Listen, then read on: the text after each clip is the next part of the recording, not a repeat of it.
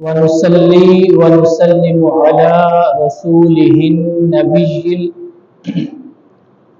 الأمين المكين الحنين الرؤوف الرحيم أما بعد فأعوذ بالله من الشيطان الرجيم بسم الله الرحمن الرحيم قال الله تبارك وتعالى في القرآن المجيد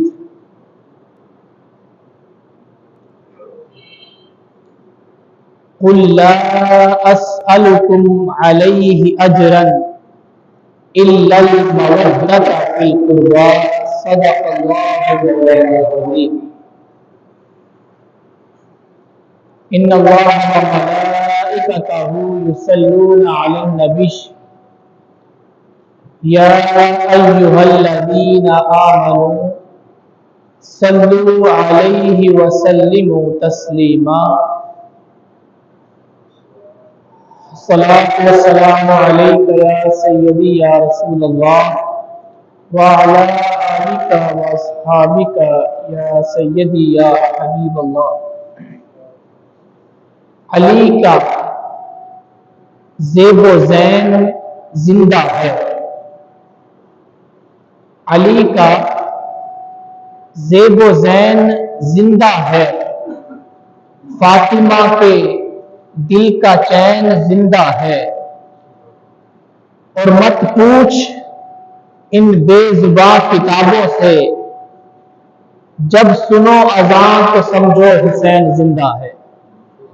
تمام احباب مل کر آقا کی بارگاہ میں ہدیہ کے دل پیش کرے الصلاۃ والسلام علیک یا سیدی یا رسول اللہ وعلی آلک واصحابک یا سیدی یا حبیب اللہ الصلاۃ والسلام علیک یا سیدی یا رسول اللہ۔ اللہ رب العزت کا بے پایا لطف و کرم، آقا علیہ السلام کے نالین پاک کے تصدق، والدین کی دعا اور حضور سید شیخ الاسلام پروفیسر ڈاکٹر محمد طاہر القادری مدد اللہ العالی ان کی تربیت کے اثر سے آج ایک بار پھر آپ کے درمیان حاضری کا شرف حاصل ہوا۔ اللہ رب العزت ہمارا دل بیٹھنا اپنے بارگاہ میں قبول و منظور فرمائے۔ اللہ رب العزت جمعۃ المبارک کی مبارک گھڑیوں کے صدقے جتنے بھی بیمار ہیں سب کو شفا عطا فرمائے۔ آج کے دن کی مناسبت سے ہمارا موضوع ہے، اللہ رب العزت نے قرآن مجید میں ارشاد فرمایا قل لا اسألکم۔ اب ہر شخص جب کوئی کام کرتا ہے تو وہ کسی نہ کسی اجرت کے لیے کرتا ہے، کسی نہ کسی معاوضے کے لیے کرتا ہے، کسی نہ کسی لالچ میں کرتا ہے۔ اب وہ معاوضہ اسے پیسوں کی صورت میں ملے، وہ معاوضہ اسے کسی اور چیز کی صورت میں ملے، تو ہر شخص کسی نہ کسی کام کو جب سر انجام دیتا ہے تو وہ کوئی نہ کوئی معاوضے کی طلب کے لیے کرتا ہے۔ لیکن آقا علیہ السلام نے جو فریضہ نبوت سر انجام دیا اور فریضہ رسالت سر انجام دیا اور اسلام کی تبلیغ کی، اس کے بارے میں اللہ رب العزت نے آیت کریمہ نازل کی قل، نبی مکرم فرما دیجئے لا اسألکم، میں تم سے مطالبہ نہیں کرتا، میں تم سے سوال نہیں کرتا، میں تم سے نہیں مانگتا علیہ اجرا، اس نبوت کے فریضے پر، اس اسلام کی تبلیغ پر، یہ دین کو پھیلانے پر، یہ طرح طرح کی مشکلات کا سامنا کرنے پر میں تم سے کسی اجر کا طالب نہیں، میں تم سے کسی چیز کا مطالبہ نہیں کرتا الا المودۃ فی القربی، صرف ایک چیز دے دو، وہ ہے میری اہل بیت کی محبت۔ مجھے تم سے ایک چیز کا مطالبہ ہے، ان سارے عمل کے لیے، نبوت کے لیے، رسالت کے لیے، دین کی تبلیغ کے لیے ایک چیز اگر تم کر دو تو تم نے میرے ساتھ وفا کر دی، اور وہ کیا ہے؟ المودۃ فی القربی، وہ ہے اہل بیت اور کی محبت اور ان سے عقیدت. یہ اللہ رب العزت کے محبوب نبی نے قرآن مجید کے ذریعے ہمیں بتایا کہ میں تم سے اپنی اہل بیت سے محبت کا مطالبہ کرتا ہوں اور مجھے تم سے نہ مال چاہیے نہ دولت چاہیے نہ عہدہ منصب چاہیے. فقط اگر تم نے میری اہل بیت سے پیار کیا ان سے محبت و عقیدت رکھی تو تم نے میرے ساتھ وفا کر دی. اسی طرح خطبہ حجت الوداع کے موقع پر آقا علیہ الصلوۃ والسلام نے ارشاد فرمایا ترکت فیکم امرین، میں تم میں دو چیزیں چھوڑ کر جا رہا ہوں. کتنی چیزیں چھوڑ کر جا رہا ہوں؟ تم میں دو چیزیں چھوڑ کر جا رہا ہوں، اگر تم نے ان کو مضبوطی سے تھام لیا لن تضلوا بعدی، تو میرے بعد ہرگز گمراہ نہیں ہوگے. میرے بعد ہرگز تم کبھی گمراہ نہیں ہوگے. اگر تم چاہتے ہو کہ میرے بعد بھی ہدایت کے رستے پر چلتے رہو، میرے بعد بھی تم صراط مستقیم پر چلتے رہو، تو میں تمہارے اندر دو چیزیں چھوڑ کر جا رہا ہوں. ترکت فیکم امرین، اور ایک روایت میں ہے ترکت فیکم الثقلین، میں تم میں دو بھاری چیزیں چھوڑ کر جا رہا ہوں. اب آپ کو پتا ہے کہ وزنی چیز اٹھانے میں بھی مشکل ہوتی ہے اور وزنی کام کرنے میں بھی مشکل ہوتی ہے. تو یہ جو دونوں چیزیں میں تم میں چھوڑ کر جا رہا ہوں وہ بڑی بھاری ہیں. ان کے ساتھ اگر تم جڑے رہے تو لن تضلوا بعدی، تو میرے بعد ہرگز گمراہ نہیں ہوگے. وہ کیا ہے؟ الکتاب و اہل بیتی، میں تمہارے لیے اپنی اللہ کی کتاب یعنی قرآن مجید اور اپنی اہل بیت چھوڑ کر جا رہا ہوں. اگر تم نے ان دونوں کو اپنائے رکھا، ان دونوں کے ساتھ جڑے رہے، ان دونوں کے ساتھ محبت کرتے رہے، ان دونوں کے ساتھ عقیدت اور مودت کا معاملہ کرتے رہے، تو میرے بعد تم ہرگز گمراہ نہیں ہوگے. قرآن کے معاملے میں کیا ہے؟ ہمیں اس کو پڑھنا ہے، اس کو سمجھنا ہے، اس کو سیکھنا ہے. یہ اس کے ساتھ ہماری محبت و عقیدت ہے. یہ عقیدت نہیں کہ قرآن کو چوما اور اونچی جگہ پر رکھ دیا. یہ ہماری قرآن کے ساتھ محبت اور عقیدت نہیں ہے. قرآن کے ساتھ محبت اور عقیدت ہے اس کو پڑھا جائے اور اس کو سمجھا جائے. اور اہل بیت کے ساتھ محبت یہ نہیں ہے کہ آپ محفل سجا کر ان کا ذکر کرتے رہے. ان کے ساتھ محبت اور عقیدت کا یہ مطالبہ ہے، یہ تقاضا ہے کہ ان کے نقش قدم پر چلا جائے. جو اسلام میں انہوں نے قربانیاں دی، ہمیں انہیں قربانیوں کے لیے تیار رہنا چاہیے. ہم اسلام کے لیے تو کیا ہم اپنے لیے کوئی چیز قربان نہیں کرتے؟ تو اہل بیت اور قرآن کے ساتھ محبت اگر ہمیں دعویٰ ہے محبت کا، تو قرآن کو سمجھیں گے سیکھیں گے تو قرآن سے محبت کا دعویٰ پورا ہوگا. اور اہل بیت سے محبت کا اگر دعویٰ ہے تو فقط ممبر پر بیٹھ کر یا مجلسیں سجا کر ہمیں ان کا ذکر کر کے ان کے ساتھ محبت کو ظاہر نہیں کرنا چاہیے. ہمارے عمل سے پتہ چلنا چاہیے کہ اہل بیت سے محبت کرنے والا ہے. تو انسان کا عمل جو ہے وہ ظاہر کرتا ہے کہ انسان کے دل میں کیا ہے. اور اگر ہمارے دل میں کچھ ہو، عمل میں کچھ ہو، تو ہم سے بڑا منافق کوئی نہیں. منافق یہی ہے کہ دل میں کچھ ہوتا ہے اور عمل میں کچھ ہوتا ہے. دل میں تو محبت و عقیدت ہو لیکن ان کی طرح ہمیں اسلام پر چلنا نہ آئے، ان کی طرح اسلام پر عمل کرنا نہ آئے، تو ایسی محبت اور عقیدت کسی کام کی نہیں ہے. کل کو قیامت والے دن وہی پوچھیں گے کہ تم ہماری محبت کا دم بھرتے تھے. مولا علی پوچھیں گے کہ تم میری محبت کا دم بھرتے تھے، تم میرے ساتھ عقیدت کا دعوے کرتے تھے، کیا جو میں نے اسلام کے لیے کیا تم نے اسلام کے لیے کیا کیا؟ جو میں نے اسلام کے لیے طرح طرح کی قربانیاں دی ہیں، میں نے اپنے پیٹ کو کاٹا، میں نے بھوک کو برداشت کیا، اللہ کی راہ میں دیتا رہا، کیا تم نے بھی ایسا کچھ کیا جو مجھ سے محبت کا دعویٰ کرتے ہو؟ تو محبت وہی ہے جو تمہارے عمل سے ظاہر ہو. محبت وہ ہے جو تمہارے دل سے بھی ظاہر ہو اور عمل سے بھی ظاہر ہو. جو محبت فقط دل میں ہو اس کا کوئی فائدہ نہیں ہوتا، لیکن اس کا کچھ نہ کچھ فائدہ آپ کو ملتا ہے کہ وہ آپ کو عمل کی طرف راغب کرتی ہے. لیکن اگر عمل سے خالی محبت آپ کے دل میں ہے تو پھر اس کو کوئی فائدہ نہیں ہوتا. حدیث پاک میں آتا ہے، سیدنا امام حسن علیہ السلام کے بارے میں آتا ہے، ان ابی بکر رضی اللہ تعالیٰ عنہ، حضرت ابو بکر رضی اللہ تعالیٰ عنہ سے روایت ہے، قال، بیان کرتے ہیں سمعت النبی صلی اللہ علیہ وسلم علی المنبر، میں نے آقا علیہ الصلوۃ والسلام کو منبر پر خطاب کرتے ہوئے سنا والحسن الی جنبہ، اور امام حسن آپ کے پہلو میں تھے، امام حسن آپ کے پہلو میں تھے، ینظر الی الناس مرۃ والیہ مرۃ، کبھی رسول اللہ لوگوں کی طرف دیکھتے اور کبھی اپنے نواسے اپنے بیٹے کی طرف دیکھتے، ایک نظر امام حسن کو دیکھتے اور ایک نظر لوگوں کو سامعین کو دیکھتے ہوئے یقول، آقا علیہ السلام نے فرمایا ابنی ھذا سید، میرا یہ بیٹا حسن سردار ہے، میرا یہ بیٹا کیا ہے؟ سردار ہے، ولعل اللہ، اگر اللہ نے چاہا ان قریب ان یصلح به بین فئتین من المسلمین، اس کے ذریعے اللہ مسلمانوں کے دو گروہوں میں صلح کروا دے گا، اس کے ذریعے اللہ کیا کرے گا؟ مسلمانوں کے دو بڑے گروہوں میں صلح کروائے گا۔ یہ میرا بیٹا سردار ہے، اس دنیا میں بھی سردار ہے اور جنت میں سید شباب اہل جنہ، اور کیا ہے؟ جنتی مردوں کے بھی سردار ہے، جنتی مردوں کا بھی سردار ہے یہ میرا بیٹا۔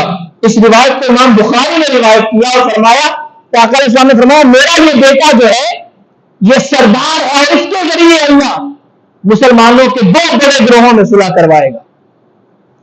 حدیث پاک میں آتا ہے، اب ظاہر ہے اگر آپ کا کوئی کسی کا رشتہ دار کوئی مر جائے، کوئی فوت ہو جائے، تو ہمیں اس کی شبیہ، اس کی ایک دوسرے کا چہرہ ایک دوسرے سے ملنا، رشتہ داروں میں دیکھتے ہیں کہ اس کا چہرہ فلاں سے ملتا ہے، اس کا چہرہ فلاں سے ملتا ہے۔ اللہ سب کے ماں باپ کو زندگی دے، اگر کسی کے ماں باپ چلے جائیں تو کسی بہن میں، کسی بھائی میں کبھی ماں نظر آتی ہے، کبھی باپ نظر آتا ہے۔ حدیث پاک میں آتا ہے ان انس رضی اللہ تعالیٰ عنہ، سیدنا انس بن مالک بیان کرتے ہیں قال لم یکن احد، کوئی بھی شخص اشبہ بالنبی من الحسن ابن علی، حسن ابن علی سے زیادہ مشابہ رسول اللہ سے کوئی نہیں تھا۔ جب ہمارا دل کرتا رسول اللہ کے ظاہری مثال کے بعد اپنے مصطفیٰ کے چہرے کو دیکھے، ان کو یاد کرے، تو ہم حسن کے چہرے کو دیکھتے تھے کہ کوئی بھی رسول اللہ سے مشابہت رکھنے والا حسن سے زیادہ کوئی نہیں تھا، حسن ابن علی سے زیادہ کوئی بھی نہیں تھا کہ جس کا چہرہ رسول اللہ سے ملتا ہو، جس کا چہرہ رسول اللہ سے ملتا ہو۔ جب ہمارا دل کرتا کہ مصطفیٰ کے چہرے کو دیکھے، ان کے خوبصورت نورانی چہرے کو دیکھے، تو ہم حسن کے چہرے کو دیکھا کرتے تھے، ہم حسن کے چہرے کو دیکھتے تھے۔ اگلی حدیث پاک ہے بڑی خوبصورت، ان عقبہ بن الحارث، حضرت عقبہ بن حارث بیان کرتے ہیں صلی ابو بکر العصر، حضرت ابو بکر نے عصر کی نماز کروائی۔ کون سی نماز؟ عصر کی نماز کروائی۔ ثم خرج یمشی، پھر وہ باہر نکلے اور پیدل چلنا شروع ہوئے۔ فرآ الحسن، انہوں نے امام حسن کو دیکھا۔ کس کو دیکھا؟ امام حسن کو دیکھا، یلعب مع الصبیان، جو باہر بچوں کے ساتھ کھیل رہے تھے، بچوں کے ساتھ کھیل رہے تھے۔ فحملہ علی عاتقہ، اب کون کسی کے بچے کو اٹھاتا ہے؟ اگر آپ باہر نکلے تو آج تو اپنے بھائی کے بچے کو کوئی نہیں اٹھاتا اپنے کندھوں پر، یا اپنے ہمسائے کے بچے کو کوئی نہیں اٹھاتا اپنے کندھوں پر۔ تو حضرت ابوبکر صدیق عصر کی نماز کے بعد باہر نکلے اور مولا حسن باہر بچوں کے ساتھ کھیل رہے ہیں۔ فحملہ علی عاتقہ، ان کو اپنے کندھوں پر سوار کر لیا، اٹھایا اور اپنے کندھوں پر سوار کیا۔ وقال، اور فرمایا بِأَبِي شَبِیہُ بِالنَّبِیِّ لا شبیہ بعلی، کہ آپ کا چہرہ مصطفیٰ سے زیادہ ملتا ہے، علی سے اتنا نہیں ملتا۔ حالانکہ اولاد کا چہرہ کس سے ملتا ہے؟ باپ سے ملے گا یا ماں سے ملے گا؟ تو حضرت ابوبکر صدیق فرماتے ہیں حسن آپ کا چہرہ آقا علیہ السلام سے زیادہ ملتا ہے، مصطفیٰ سے زیادہ ملتا ہے، علی سے اتنا نہیں ملتا۔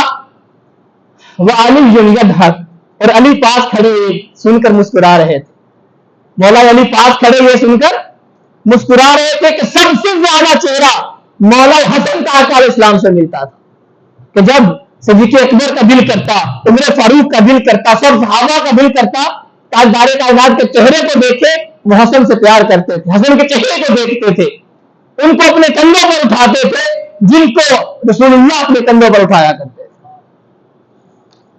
حدیث پاک میں آتا ہے اب محبت، ان سے محبت کا کیا فائدہ ہے؟ کہ ہم اگر اہل بیت سے محبت کریں تو ہمیں کیا فائدہ ملے گا. ان ابی ہریرہ رضی اللہ تعالیٰ عنہ، حضرت ابو ہریرہ روایت کرتے ہیں قبل رسول اللہ الحسن ابن علی، ایک دفعہ رسول اللہ نے امام حسن کو اپنی گود میں بٹھایا اور ان کو بوسہ دے رہے تھے. ان کو کیا کر رہے تھے؟ بوسہ دے رہے تھے، چوم رہے تھے. وَإِنَّهُ الْأَقْرَعَ بِنْ حَابِسَ التَّمِيمِي جَالِسًا، اقرع بن حابس تمیمی نامی ایک شخص آپ کے پاس بیٹھا تھا. تو وہ کہنے لگا فقال الاقرع، اقرع نے کہا ان لی عشرۃ من الولد ما فضلت منهم احدا، میرے 10 بچے ہیں. کتنے بچے ہیں؟ میں نے آج تک کسی کو بوسہ نہیں دیا، میں نے آج تک کسی کو نہ بوسہ دیا، نہ چوما، نہ پیار کیا.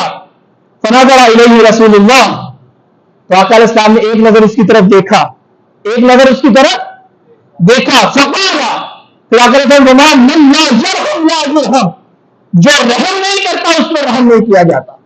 یعنی جو بچوں کے ساتھ محبت سے پیش نہیں آتا اللہ اس کے ساتھ محبت نہیں کرتا، جو بچوں کے ساتھ شفقت سے پیش نہیں آتا اللہ اس کے ساتھ شفقت نہیں کرتا. فرمایا من لا یرحم لا یرحم، اگر تجھے اپنے بچوں سے پیار نہیں ہے تو تجھے کسی کے بچوں سے کیا پیار ہوگا. تو جو بچوں پر رحم نہیں کرتا، بچوں پر شفقت نہیں کرتا، تو کیا ہوتا ہے؟ اللہ نہ اس پر محبت کرتا ہے نہ اس پر شفقت کرتا ہے. تو سب سے زیادہ محبت کے حقدار کون ہے؟ اہل بیت ہیں. ایک دفعہ جب ایک علاقہ فتح ہوا تو وہاں کی شہزادی جو تھی وہ باندی بن کر آئی. کیا بن کر آئی؟ سیدنا عمر فاروق کے دور میں. ان کا نام تھا شہر بانو. کیا نام تھا؟ تو حضرت عمر فاروق کہنے لگے یہ جو شہزادی ہے یہ شہزادے کے نکاح میں جائے گی. کس کے نکاح میں جائے گی؟ اب حاکم وقت ہو تو شہزادہ کون ہوا؟ ان کا بیٹا. حاکم وقت کا بیٹا کیا ہوا؟ شہزادہ ہوا. یعنی عمر فاروق حاکم ہے، خلیفہ وقت ہے، تو عبداللہ بن عمر کیا ہوئے؟ شہزادے ہوئے. تو آپ کے دل میں خیال آیا کہ میں شہزادہ ہوں تو اتنی خوبصورت جو شہزادی ہے وہ میرے نکاح میں جائے گی. تو آپ نے کہا عبداللہ اس گمان میں نہ رہے، اگرچہ تیرا باپ حاکم ہے شہزادہ آج بھی حسین ہے. شہزادہ آج بھی کون ہے؟ حسین ہے. تو یہ شہر بانو حسین کے نکاح میں جائے گی کہ جس کا آج بھی نہ نوکر، جس کا عمر آج بھی نوکر ہے. اگر تیرا باپ آج اگر 3 براعظم پر حکومت کرتا ہے، حاکم وقت ہے، خلیفہ وقت ہے، تو پھر بھی یہ گمان نہ کرنا کہ تو شہزادہ ہے یا میں حاکم ہوں. آج بھی حاکم حسن حسین ہے اور شہزادہ بھی حسن حسین ہے. تو یہ کس کے نکاح میں جائے گی؟ حسین کے نکاح میں جائے گی. تو آپ نے ان کا نکاح کس سے کروایا؟ امام حسین سے کروایا، شہربانوں کا. تو یہ محبت تھی ان کو، یہ عقیدت تھی، یہ مودت تھی کہ آپ حالانکہ حاکم وقت تھے لیکن کس سے محبت کرتے تھے؟ پتہ نہیں ہمیں کون سا دین بتایا جاتا ہے کہ ہم کہتے ہیں. اب میں آپ کو ایک بات بتاتا ہوں، ایک عقیدے کی بات ہے اور ہمیں اپنے عقیدے کی بات سمجھنی چاہیے. ہمارے کچھ بھائی یہ کہتے ہیں کہ عمر فاروق نے سیدہ فاطمہ کے گھر کو جلایا، ان کا دروازہ توڑ دیا. یہ کہا جاتا ہے، یہ آپ نے سنا ہوگا، ہمارے کئی مسلمان بھائی کہتے ہیں. اب ایک ایمانداری سے ذرا آپ نے خود فیصلہ کرنا ہے. جب خیبر کا موقع تھا، خیبر کو فتح کرنا تھا، ابو بکر بھی ادھر تھے، عمر بھی ادھر تھے، عثمان بھی ادھر تھے، سارے ادھر تھے، بڑے بڑے جنگجو ادھر تھے. عمر فاروق جو کہتے تھے جب ہجرت کرنے لگے کہ جس نے اپنی ماں کو روتا ہوا چھوڑنا ہے وہ میرے پاس آ جائے، میرے سامنے لڑنے آ جائے. جس نے اپنے بچوں کو یتیم کرنا ہے وہ میرے ساتھ پھر مکے سے باہر آ کے لڑ لے. وہ عمر فاروق جس کے بارے میں آقا علیہ السلام نے فرمایا الشیطان یفر من جند عمر، کہ شیطان عمر کے سائے سے بھی دور بھاگتا ہے. اگر کسی گلی سے دیکھ لے کہ عمر گزر رہے تو رستے بدل لیتا ہے شیطان. وہ عمر بھی خیبر میں ہے، ابوبکر صدیق بھی خیبر میں ہے. فتح کس نے کیا؟ علی المرتضیٰ نے. کس نے فتح کیا؟ جب عمر بن عبد ود غزوہ احزاب میں جب اس کو قتل کرنے کی باری آئی، جو فارس اللیل تھا، جو بہت بڑا لڑاکا تھا، عمر بھی ادھر تھے، عمر نہیں اٹھے. کون تھا؟ علی المرتضیٰ. اب ایک بات اب خود سوچے کہ اتنا بڑا جنگجو ہو, اتنا بڑا لڑاکا ہو, سپہ سالار ہو, کہ جب دو بڑے مارتے ہو تو عمر پر بھی نہیں اٹھے. کون اٹھا؟ علی المرتضیٰ. تو عمر کی اتنی مجال ہو گئی کہ وہ جائے اور سیدہ فاطمہ کا گھر جلا دے اور دروازہ توڑ دے, علی کچھ نہ کر سکیں. ایسا ہو سکتا ہے؟ آپ کے گھر والوں پر کوئی انگلی اٹھائے, چاہے اگر اگلا عالم چلنا ہی کیوں نہ ہو, آپ اس کے گلے پڑ جائیں گے. اگلا کتنا بڑا پہلوان کیوں نہ ہو, آپ اس کے گلے پڑ جائیں گے. تو تم ہوتے کون؟ میرے گھر میں بری نظر ڈالنے والے, خیبر کو ایک ہاتھ سے اٹھانے والے علی, عمر بن عبد کو ایک ہاتھ سے قتل کرنے والے علی. جب ان کی زوجہ پر حملہ ہو رہا تھا تو آپ دیکھ رہے تھے. یار یہ کیسی عقل والی بے عقل والی بات ہے؟ کیا یہ معقول بات ہے کہ علی کی زوجہ پر حملہ کرے عمر؟ وہ عمر جو خیبر میں بھی چپ چاپ بیٹھے تھے, احزاب میں بھی چپ چاپ بیٹھے تھے, اور علی نے مقابلہ کیا, تو کیا علی کے پاس تب اتنی طاقت نعوذ باللہ نہیں تھی کہ عمر کا مقابلہ کر سکے؟ یا یہ کون سا دین بتایا جا رہا ہے؟ وہ اتنی محبت کرتے تھے کہ فرمایا کہ شہزادہ آج بھی حسین ہے, اگرچہ میں حاکم وقت ہوں تو شہزادہ آج بھی حسین ہے. وہ اتنی محبت کرتے تھے, ہمیں کون سا دین بتایا جا رہا ہے؟ تو یہ جو بے عقلی والی باتیں ہیں ان پر توجہ نہ کیا کریں. حدیث پاک میں آتا ہے, آقا علیہ الصلوۃ والسلام نے ارشاد فرمایا, اب ایک خوبصورت بات بتاتا ہوں کہ جب کربلا سے پہلے تاجدار کائنات کو پتا تھا کہ میرے بیٹے حسین کے ساتھ کیا ہوگا, میرے بیٹے حسین کے ساتھ کیا ہوگا, تو بچپن سے ہی تیاری شروع کروا دی, بچپن سے ہی تیاری شروع کروا دی. تو ایک دفعہ امام حسن و حسین آپس میں نا آ کر کا ذرا کشتی تو کرو میرے سامنے کیا کرو, ذرا کشتی تو کرو, لڑائی تو کرو, پتا چلے کون زیادہ طاقتور ہے. اب حسن بڑے تھے, حسین چھوٹے تھے, تو امام آقا علیہ الصلوۃ والسلام بار بار امام حسن کو کہیں حسین کو ذرا ٹانگوں سے پکڑو, حسین کو پشت سے پکڑو, حسین کو ادھر ایسے گرا دو.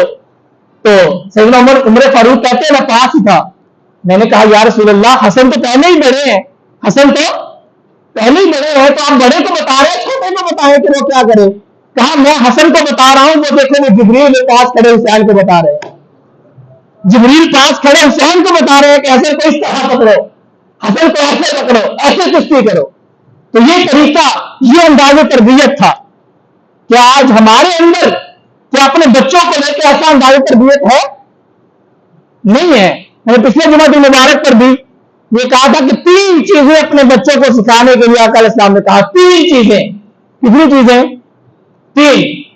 اور ہم میں سے کوئی بھی ایسا نہیں ہے الا ماشاء اللہ کہ جس نے اپنے بیٹے کو یہ 3 چیزیں سکھائی ہوں, بیٹے کو یا بیٹی کو. پہلی کیا ہے؟ قراءۃ القرآن, اسے قراءۃ قرآن سکھاؤ. پھر کیا فرمایا؟ حب نبیکم, اپنے نبی کی محبت سکھاؤ. وحب اہل بیتی, اور اپنے نبی کے اہل بیت کی محبت سکھاؤ. ایمانداری سے بتائیں جو والد یہاں بیٹھے ہیں, کیا اپنی اولاد کو ان تینوں میں سے کوئی ایک چیز سکھائی ہے؟ کوئی ایک چیز.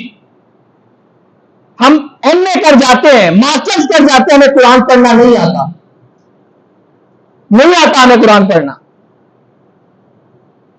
کیوں؟ ابھی سوچا ہے؟ اب آپ دیکھیں, یزید تو لعنتی کہتے ہیں نا, ہے بھی لعنتی. تو مجھے بتائیں, ہم یزید کو لعنتی کہتے ہیں, یزید کے مخالف ہیں, ہماری دلیل کیا ہے؟ ہماری دلیل کیا ہے بتائیں؟ کہ وہ قاتل حسین ہے, یہی دلیل ہے نا ہمارے پاس, یہی دلیل ہے نا, اور تو کوئی ہمارے پاس دلیل نہیں ہے یزید کو لعنتی کہنے کی. ہم بھی یزید کے مخالف ہیں, ہماری دلیل اور ہے. امام حسین یزید کے مخالف تھے, ان کی دلیل اور تھی. جب آپ ان کچھ کے خلاف نکلے تو کیا تب نعوذ باللہ وہ قاتل حسین تھا؟ وہ کیوں نکلے؟ ان کی دلیل یہ تھی کہ یزید شارب الخمر ہے, شراب پیتا ہے, فاسق و فاجر ہے, حدود اللہ سے پامال کرنے والا ہے, اطاعت شیطان کرنے والا ہے, اطاعت رحمان کو ترک کرنے والا ہے. حسین کی فکر یہ تھی. ہماری فکر کیا ہے کہ وہ قاتل حسین ہے. حسین علیہ السلام بھی اس کے مخالف تھے, ہم بھی یزید کے مخالف ہیں, لیکن دلیل میں فرق ہے. دلیل میں کیا ہے؟ اگر ہم حسین کے ماننے والے ہیں, اگر ہم امام حسین کے پیروکار ہیں, تو پھر ہم ان کی دلیل کو کیوں نہیں اپناتے؟ صرف ایک یزید کے مخالف بنے رہتے ہیں، باقی ٹولہ یزیدوں کا، قبیلہ یزیدوں کا ہمارا دوست ہے۔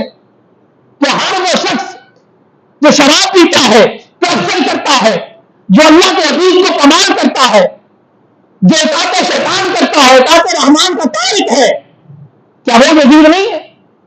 کیا وہ یزیدی فکر کا مالک نہیں ہے؟ ہمیں یہ فکر نہیں بتائی گئی۔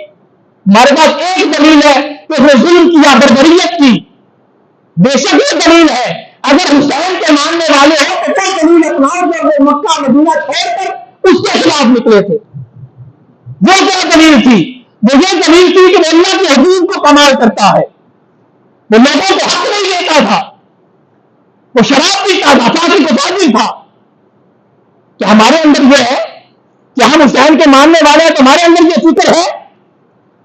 آج وہی یزید کوئی شراب پیتا ہے تو ہمارا دوست ہے، کوئی اللہ کے حبیب کو کمال کرتا ہے تو ہم اس کو اپنے سربراہ اپنا حکمران بنا لیتے ہیں۔ کیا یہ حسینی فکر ہے؟ جب حسین اس کے خلاف نکلے تھے تب وہ قاتل حسین نہیں تھا۔ آج ہم اگر اس جیت کے مخالف ہیں تو ایک دلیل کی بنیاد پر کیوں دوسری دلیلیں بھول گئے جو دلیلیں حسین دے کر گئے ہیں؟ صرف ایک یزید کی مخالفت کیوں کرتے ہو؟ ہر وہ شخص جو اللہ کے حبیب کو آج بھی کمال کرتا ہے وہ یزیدی فکر کا مالک ہے، جو آج بھی شراب پیتا ہے وہ یزیدی فکر کا مالک ہے، جو آج بھی اطاعت شیطان کرتا ہے وہ یزیدی فکر کا مالک ہے، جو آج بھی اطاعت رحمان کو ترک کر دیتا ہے وہ یزیدی فکر کا مالک ہے۔ اگر وہ یزیدی فکر کا مالک ہے تو ہم حسین ہونے کا دعویٰ کیوں کرتے ہیں؟ فقط ایک ہمارے پاس دلیل ہے کہ وہ قاتل حسین ہے، وہ دلیل خاص امام حسین لے کر دلیل نکلے تھے کہ یہ میرے نانا کے منبر پر نہیں جچتا، یہ خلیفہ وقت نہیں جچتا، کیونکہ یہ اطاعت رحمان نہیں کرتا، کیونکہ یہ شراب پیتا ہے، یہ حرام کرتا ہے، زنا کرتا ہے۔ تو آج ہمارے پاس اگر حسینی فکر ہوتی تو ہمارا بھی پیمانہ یہ ہوتا، ہماری بھی دلیل یہ ہوتی، ہر اللہ کے حبیب کو کمال کرنے والا ہمارا دشمن ہوتا، فقط ایک یزید دشمن نہ ہوتا، باقی سارے کا سارا ٹولہ، سارے کا سارا قبیلہ یزیدوں کا ہمارا دوست ہے۔ ہم اس کے ساتھ اتحاد کرتے ہیں، ہم اس کے ساتھ بیٹھتے ہیں، ان کے ساتھ معاہدے کرتے ہیں، اپنا حکمران بناتے ہیں۔ کیا یہ حسینی فکر ہے؟ حسینی فکر وہ ہے اگر تمہارے اندر حسین کی فکر موجود ہوتی تو کوئی بھی شراب پینے والا تمہارا دوست نہ ہوتا، کوئی بھی کرپشن کرنے والا، ظلم و بربریت کرنے والا، انصاف کا بہت زیادہ نہ کرنے والا تمہارا حکمران نہ ہوتا۔ افتؤمنون ببعض الکتاب وتکفرون ببعض، کیا تم کتاب کے بعض حصے پر ایمان لاتے ہو اور بعض کی تکفیر کرتے ہو؟ یعنی کہ قرآن کے بعض حصے کو ہم نے اپنا لیا اور بعض حصے کو ہم نے نہیں اپنایا۔ اللہ نے کہا یا ایھا الذین آمنوا ان تؤدوا الامانات الی اہلھا، کہ امان کو ان کے اہل کے حوالے کرو۔ یہ حسینی فکر تھی۔ وہ کہہ رہے تھے کہ جو امانت لے کر تم منبر رسول پر بیٹھے تم اس کے اہل نہیں ہو، تمہارے اندر وہ خلیقت نہیں ہے کہ تم میرے نانا کے منبر پر بیٹھ سکو۔ یہ حسینی فکر ہے۔ آج جب بھی امان کے حوالے کرنے کی باری آئے گی، ہر شراب پینے والا، ہر زانی، ہر کرپشن کرنے والا، ہر یزیدی فکر رکھنے والا ہمارا حکمران ہوگا۔ اس کو لانے والا کون ہے؟ ہم نے۔ کیا حسین کی فکر یہ ہے کہ لوگ اس محرم کو بیٹھے اور واقعہ کربلا سن کے رک جاؤ؟ میں تو ایسا کچھ نہیں کروں گا کہ آپ کو واقعہ کربلا سناؤں اور آپ کو کہوں خیر سے اللہ گھر جائے۔ اپنے اندر حسینی فکر پیدا کریں، اپنے اندر میں جذبہ حسینی پیدا کریں کہ آپ حق کے خلاف بولنے والے ہو، آپ حق کے خلاف احتجاج کرنے والے ہو۔ مجھے ایک بات بتائیں، ہم کہتے ہیں معاشرہ خراب ہے۔ میں آج آپ فردن اگر سب سے پوچھوں نا کہ آپ نے کبھی کرپشن کی ہے، آپ کہیں گے مجھ سے بڑا تو ایمانداری کوئی نہیں، مجھ سے نہیں، ہم سب کہیں گے۔ اگر آپ سے کوئی پوچھے آپ نے کبھی بے وفائی کی ہے، آپ کہیں گے ہم سے بڑا وفادار کوئی نہیں ہے۔ اگر آپ سے پوچھے آپ نے کبھی دھوکہ دیا ہے، آپ کہیں گے، آپ بڑی بڑی حدیثیں سنائیں گے من غش فلیس منا، جس نے دھوکہ دیا ہم میں سے نہیں ہے۔ ہر شخص سے اگر فردن فردن پوچھا جائے تو ہم کہیں گے ہم سے بڑا ایماندار، ہم سے بڑا اچھا، ہم سے بڑا تو سخی کوئی نہیں ہے، کوئی متقی نہیں ہے. خرابی کہاں پہ ہے؟ کبھی سوچا ہم نے؟ جب ہر شخص کہہ رہا ہے کہ میں ٹھیک ہوں تو خراب کون ہے بھائی؟ ہر شخص جو خود کو ٹھیک کہتا ہے وہ خراب ہے. ہم خود کو ٹھیک اور دوسروں کو غلط کہتے ہیں. خرابی کہاں پہ؟ اگر ہر بندہ کہہ رہا ہے میں ٹھیک ہوں. اگر ہم خود کو ٹھیک کر لیں تو پورا معاشرہ ٹھیک ہو جائے. پھر اگلا جواب آپ کی طرف سے آئے گا جی کوئی خود کو ٹھیک کرتا ہی نہیں ہے. بھائی کوئی کا تم نے ٹھیکہ لیا ہے؟ ہر شخص اپنے امان کا ذمہ دار ہے. کیا تمہارے اندر جو اللہ نے تمہیں امانتیں دی ہے، تمہارا اپنی ڈیوٹی پر جانا وقت پر امانت ہے، تمہارا امانت کا تعلق زندگی کے ہر شعبے سے ہے، کیا تم وہ امانتیں پوری کر رہے ہو؟ اگر ہر شخص خود کو ٹھیک کرے تو حسینی فکر اجاگر ہوگی. اگر ہمارے اندر حق کے خلاف بولنے کا جذبہ پیدا ہوگا تو حسینی فکر اجاگر ہوگی. ہمارے اندر حق کے خلاف بولنے کا جذبہ نہیں ہے. ہمارے علماء ایسے ہیں کہ جو وہ بھی حق کے خلاف نہیں بول سکتے، وہ بھی نہیں بول سکتے، حق پر بات نہیں کر سکتے. کیوں؟ ان کا دانا پانی بند ہو جائے گا. تو اسلام اتنا کمزور ہے، جو بھی کرتا ہے علماء کا ان کو اتنا اسٹرانگ ہونا چاہیے کہ آپ لوگوں کے صدقہ زکات کی ضرورت نہ ہو. آپ لوگ دیکھتے ہیں پھر پانچمان دانے دیتے نا، میری صدق آپ نہ بولیں باقی خیر ہے. عجیب معاملات ہے دین کے. وہی ہے کہ یہودی کرتے تھے، پیسے دیے اپنی مرضی کا فتویٰ لکھوا لیا، پیسے دیے سارے معاملات اپنی مرضی کے کر لیے. ہم لوگ کچھ کر علماء کو بڑی باتیں کرتے ہیں، بڑی باتیں کرتے ہیں، لیکن کیا آپ کے اندر بھی کوئی دین نام کی چیز ہے؟ آپ کے گھر بچہ پیدا ہو جائے آپ اس کے کام میں دان دینے کے حل نہیں ہے. آپ کے گھر میں کوئی فوت ہو جائے آپ اس کا جنازہ پڑھانے کے حل نہیں ہے. لیکن ہر شخص اپنی فکر میں مفتی بنا بیٹھا ہے. یہ تو ایمان کی سوچ نہیں تھی، یہ مسلمانوں کی سوچ نہیں تھی. فَاسْأَلُوا أَهْلَ الذِّكْرِ إِن كُنتُمْ لَا تَعْلَمُونَ. اہل علم سے پوچھو گا تمہیں معلوم نہیں ہے. چوری کرنا میں پوچھا ہوں، میں جا کر سب کو پوچھا گل، میں تو نہیں پوچھا گا.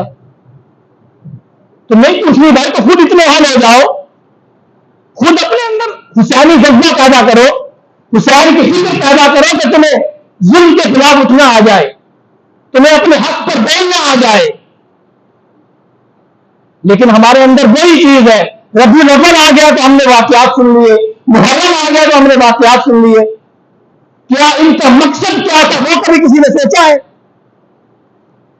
کیا حسین جب یزید کے خلاف اٹھے تھے تو وہ قاتل حسین تھا؟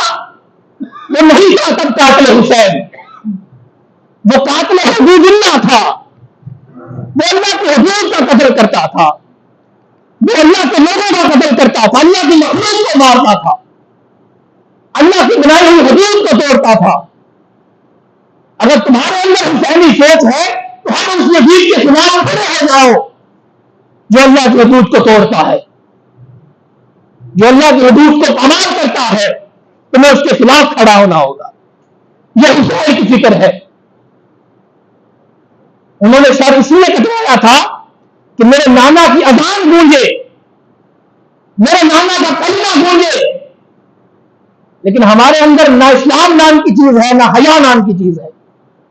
غیرت ایمانی ختم ہو چکی ہے ہر شخص کے اندر. ہمیں اپنے گربانوں میں بھی جھانکنا ہوگا کہ ہمارے اندر ہم ایمان کے اور اسلام کے کس درجے پر کھڑے ہیں. کہ ہمیں تو حدیث نازل میں پتہ نہیں چلتا یہ صحیح ہے یا غلط ہے. ہر عربی پڑھنے والا جو ہم حدیث سمجھتے ہیں، میں یہاں آگے آپ کے سامنے ہزاروں اقوال پر دعا میں کہا بڑی حدیث سنا دیا قاری صاحب، کسی کو پتہ ہی نہیں ہوگا یہ حدیث ہے یا قول ہے کیا ہے.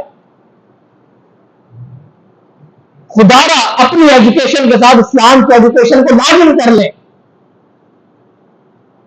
کچھ نہ کچھ تو سیکھ لیں یار، کچھ نہ کچھ تو پڑھ لیں اسلام کا. کم سے کم اپنے لیے پڑھ لیں، اپنے گھر والوں کے لیے پڑھ لیں.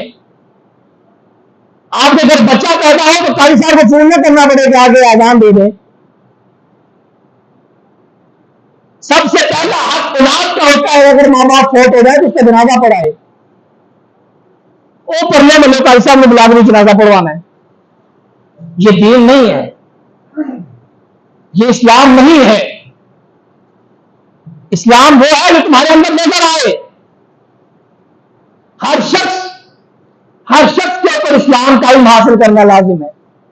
ہر شخص کے اوپر کم سے کم اتنا تو کریں کہ آپ کے اپنے لیے فائدہ مند ہو, آپ حلال اور حرام میں تمیز کر سکیں, آپ حسینی فکر اور یزیدی فکر کے اندر فرق کر سکیں. ہمارے اندر بھی یزیدی فکر ٹوٹ کر بھری, ہمیں پتہ ہی نہیں ہے. کیا انا پرستی یہ یزیدی فکر نہیں ہے؟ اپنے مال پر فخر کرنا, اپنے محبت پر, اپنے منصب پر فخر کرنا, کیا یہ یزیدی فکر نہیں ہے؟ ہر اس چیز کو جو آپ کو اللہ کے حدود سے دور لے جائے, اللہ کے حدود توڑا دے, وہ یزیدی فکر ہے. اور ہر وہ چیز جو آپ کو اللہ کے قریب لے آئے, اللہ کی حدود میں داخل کر دے اور پھر توڑنے کا خیال بھی ذہن میں نہ آئے, وہ حسینی فکر ہے.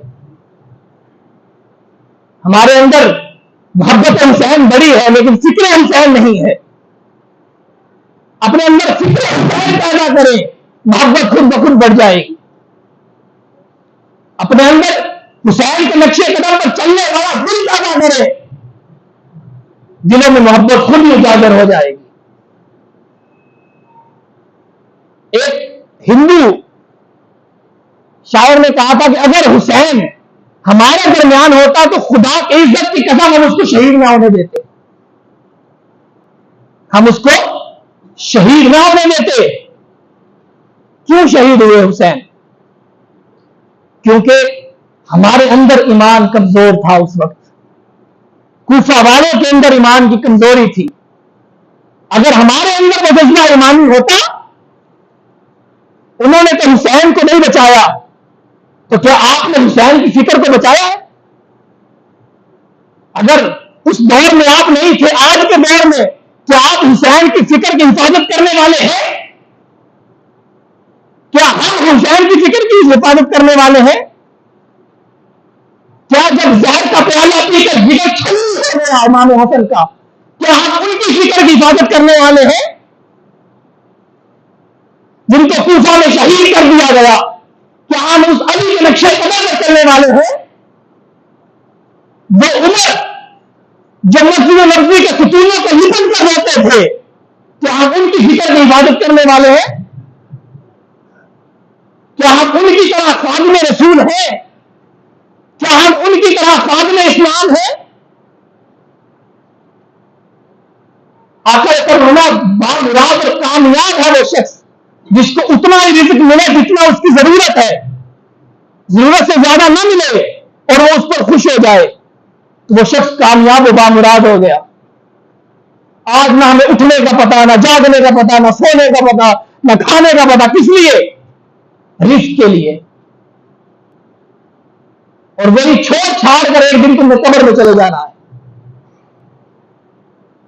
تو اپنے اندر حسین کی فکر پیدا کرے, محبت سے زیادہ حسین کی فکر کو اجاگر کرے. یہ مجلس سجا کر حسین کا ذکر سننے سے ان کی فکر اجاگر نہیں ہوگی. ہمیں اپنے اندر حسین جیسا عمل پیدا کرنا ہوگا.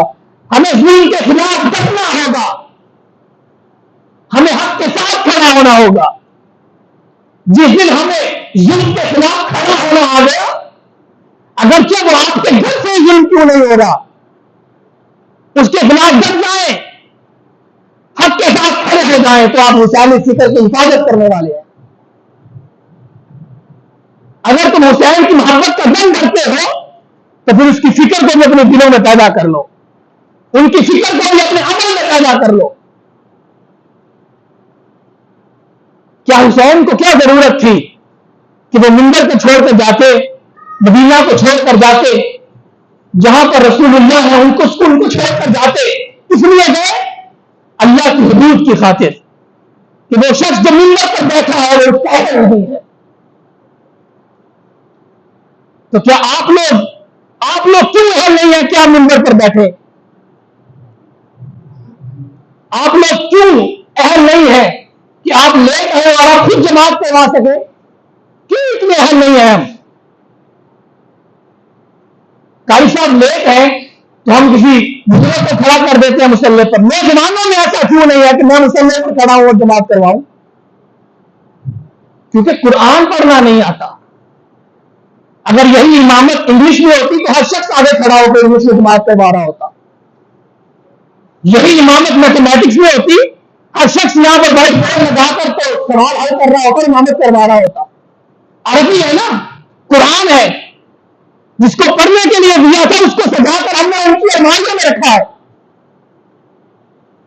کیوں جماعت نہیں کروا سکتے ہم؟ کیوں کسی کو قرآن پڑھا نہیں سکتے ہم؟ کیوں اپنے بچوں کے اندر قرآن کا شغف پیدا نہیں کر سکتے؟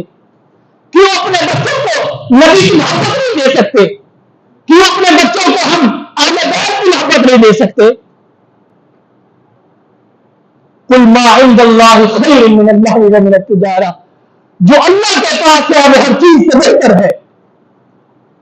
جو اللہ اور اس کے بندوں کی محبت ہے وہ ہر چیز سے بہتر ہے. اپنے اندر حسین کی فکر کو پیدا کرے، حسین کی فکر کو اجاگر کرے اور یزید کے خلاف جب جائے.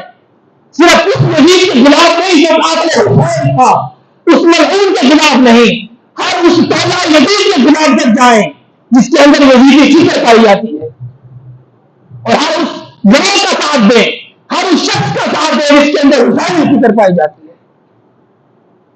اللہ رب العزت ہمیں اسلام کو سمجھنے کی توفیق عطا فرمائے. مزید کی خدمت کر دیں. وما علینا الا البلاغ.